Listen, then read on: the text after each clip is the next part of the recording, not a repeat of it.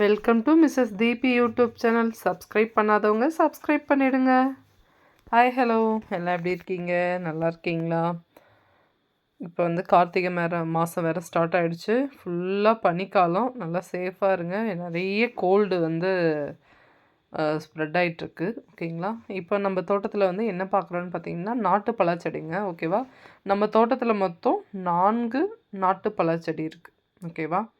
இது வந்து எனக்கு வெரைட்டிலாம் தெரியலங்க. நாட்டு பலா செடின்னு வாங்கிட்டு வந்தோம். பட் ஆனால் இப்போ நாட்டு பலாவில் வந்து ஒருத்தவங்க எனக்கு கமெண்ட்டில் சொல்லியிருந்தாங்க, ஆ, பாலூரா கரெக்டாக தெரில. பாலூர்னு நினைக்கிறேன். நெக்ஸ்ட்டு வந்து வேர்பலான்னு சொல்லுவாங்க. வேர்பலான்றது வந்து நார்மலாக எல்லா செடியுமே பூமியில் இந்த வேர் போகும்போது வேர் வந்து மண்ணிலேருந்து மேலே வரும்போது அந்த இடத்துல வந்து துளிர் விட்டு காய்க்கிறது தான் நான் நினைக்கிறேன். நான் அப்படி பார்த்துருக்குறேன், அதனால் சொல்கிறேன். பட் வேர்பலான்னு ஒரு வெரைட்டி இருக்கான்னு எனக்கு தெரியல. ஆனால் இருக்குதுன்னு தான் சொல்லியிருந்தாங்க. இப்போ வந்து பிளான்ட்டை பார்த்தீங்கன்னா லீஃப் பாருங்கள். இப்போ நார்மலாக நம்மளுடைய வியட்நாமில் அந்த வெரைட்டி பார்க்கும்போது லீஃப் வந்து அது மெலிசாக தான் இருக்கும். ஓகேங்களா? ஆனால் பட் நாட்டு செடியை பொறுத்த வரைக்கும் ரொம்ப ஸ்ட்ராங்காக இருக்கும். அது மட்டும் இல்லாமல் இந்த மாதிரி துளிர் இருக்குது பார்த்தீங்களா? நம்ம நல்லா மரம் வந்து நல்லா ஹைட்டான பிறகு இந்த சைடில் இந்த மாதிரி வர துளிரில் தான் நம்மளுக்கு வந்து காய் கொடுக்கும். துளிர் வந்து அருமையாக இருக்குது.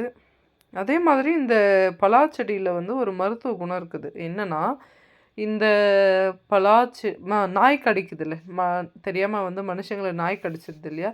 அந்த நாய் கடிக்கு வந்து இந்த பலாப்பாலை வந்து உடனே வச்சா விஷம் ஏறாது அப்படின்னு சொல்லுவாங்க. நிறைய பேர் வந்து எங்கள் தோட்டத்தில் இருந்து வச்சுட்டு போகிறாங்க. ஆனால் அப்படி பால் வச்சவங்க என்ன பண்ணணுன்னா, லைஃப் லாங் பலாப்பழமே சாப்பிடக்கூடாது. பாருங்களேன், ஏதோ ஒரு விஷயம் இருக்கும் போல இதில். நல்லா நல்லா வளர்த்தியாக வளர்ந்துருச்சுங்க. சூப்பராக வளர்ந்துருச்சுல்ல. ஆனால் எங்கள் அம்மா ஊர் சைடில் வந்து பலா மரன்ற வாசனையே இருக்காது.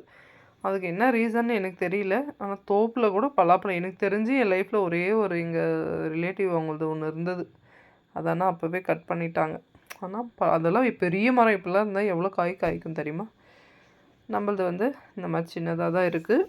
நாம் வந்து இந்த பிளான்ட் வந்து வைக்கும் போதே வந்து 5 அடி பிளான்ட்டு தாங்க. ஓகேவா? 5 அடி தான் வளர்த்தியில் தான் வச்சோம். இப்போ இருக்குல்ல, நான் இப்போ காமிக்கிறேனே அந்த ஸ்டெம் சைஸில் தான் வந்து அந்த அந்த செடியினுடைய ஸ்டெம் சைஸு இந்த ஸ்டெம் இந்த தண்டு சைஸ் தான் இருந்தது. அதுவும் மறக்கவே முடியாதது.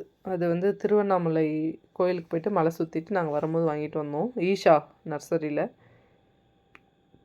இது வந்து இன்னொரு நாட்டுப்பலால் இன்னொன்று. கீழே வந்து எல்லாம் ஃபுல்லாக மாடு மேய்ஞ்சிட்டு இருக்குது. அதனால இப்போ தான் குட்டி குட்டி துளிராக இருக்குது.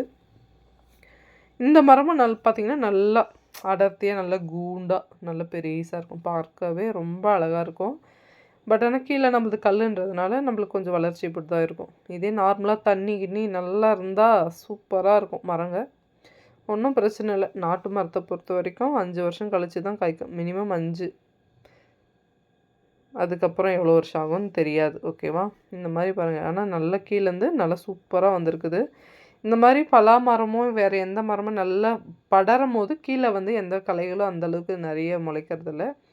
இது ஒன்று. இதில் வந்து எந்த ஒரு பூச்சி தாக்குதல் அப்படிலாம் இன்னும் கிடையாது. எனக்கு தெரிஞ்சு இது வரைக்கும் எதுவும் இல்லை. இதுக்கு மேலே வருமானு எனக்கு தெரியல அதை பற்றி. நாட்டு பலா டேஸ்ட் வந்து அதில் அமைஞ்சால் தான் ஆச்சுல்ல. நம்ம மார்க்கெட்டில் எவ்வளவோ வாங்குகிறோம், அது அமையணும். இது வந்து நல்லா நம்மளுக்குன்னு அமைஞ்சால் தான். நாங்கள் எத்தனையோ முறை வாங்கிட்டு வந்து டேஸ்ட் இல்லாமல் காயா மேலே வந்து பழம் வந்து மேலேருந்து கீழே விழுந்து அடிபட்டு வேஸ்ட் ஆகிடும். அப்படி இல்லைன்னா கோலில் வந்து அடித்து கொடுப்பாங்க சீக்கிரம் பழுக்கட்டும்னு சொல்லி. அதெல்லாம் நம்ம நிறைய பார்த்துருக்கோம். அதெல்லாம் பார்த்து தான் கடைசியில் நம்ம தோப்பு வச்சிட்டோம். நம்மளதெல்லாம் மரத்துலேயே பழுத்து ஸ்மெல் வந்த மட்டும்தான் நம்ம பறிப்போம். காயை இது வரைக்கும் பறித்து யாருக்கும் நம்ம கொடுத்ததே கிடையாது. இந்த 2 செடி பார்த்துட்டோம். இன்னும் மீதி 2 செடி இருக்குது. அது நம்ம தோப்பு உள்ளே இது வந்து என்ட்ரன்ஸ். நம்ம தோப்புடைய என்ட்ரன்ஸில் இந்த 2 செடி வந்து லாஸ்ட்டாக நம்ம வாங்கிட்டு வந்து வச்சது. இன்னும் 2 செடி இருக்குது. ஆனால் இதுதான் கம்ப்ளீட் நாட்டு செடி. ஓகேங்களா? பார்க்குறதுக்கு ஒரு நல்ல பக்காவான நாட்டு செடி. ஏன்னா இது வாங்கி வரும்போதே நமக்கு தெரிஞ்சது. ஓகேவா? மீதி 2 செடியும் வந்து பார்த்திங்கன்னா, அது வந்து நாட்டு செடி கிடையாது. அது வந்து சேய் செடி வந்து இறந்து போய் சேய் செடி இறந்து போய் தாய் செடி வந்தது மீதி இருக்கிறது. பட் எல்லாமே நாட்டு செடி தானே. விதை போட்டு முளைக்கிற எல்லாமே நாட்டு செடி தான். இந்த லீஃப்லாம் பார்த்தீங்கன்னா சூப்பராக நல்ல திக்காக இருக்குது. லீஃப் தான் வந்து இதில் அல்டிமேட்டு. பாருங்கள், இதுதான் வந்து சேய் செடி இறந்துட்டு வந்த தாய் செடி. இதுவும் பாருங்கள் அதே மாதிரி அதே மாதிரி தான் இருக்கும். இலைகள் தான், இலையை வச்சு தான் நம்ம வந்து வெரைட்டி கண்டுபிடிக்க முடியும் தாராளமாக. ஏன்னா நான் வியட்நாமில் வந்து நமக்கு 2 வெரைட்டியும் தெரியும். ஆரஞ்சு சொலையோட இது பார்த்திங்கன்னா லீஃப் வந்து ரொம்ப குட்டி குட்டிஸாக இருக்கும். எல்லோ வந்து பார்த்திங்கன்னா இதே மாதிரி தான் இருக்கும், ஆனால் மெலிசாக இருக்கும், லைட்டாக இருக்கும். ஆனால் இதெல்லாம் பார்த்திங்கன்னா நல்லா திக்காக இருக்குது. இது மாதிரிலாம் ஆனால் எப்போ காய்க்கும்னு தெரியல. இது வந்து நாங்கள் வைக்கும் போதே 3 அடி ஹைட்டில் தான் வச்சோம். 3 அடி ஹைட்லேயும் வந்து இது வந்து கீழே இருக்கிற தண்டோடு சரி இல்லையா, ஒரு 1/2 அடி அந்த பேகுக்குள்ளே இருக்கிறதோடு சரி. அதுக்கு மேலே வந்து நம்ம சேய் செடி ஒட்டு போட்டு தான் வரும். ஆனால் சேய் செடி இறந்து போய் அடியில் இருக்கிற அந்த 1/2 அடியிலேருந்து வந்தது தான் இது. ஓகேவா? இதுக்கு எவ்வளோ வருஷம் ஆயிருக்குன்னு நம்ம கரெக்டாக சொல்ல முடியாது இல்லையா? ஆனால் பார்க்க நல்லா வளர்ந்துருக்கு.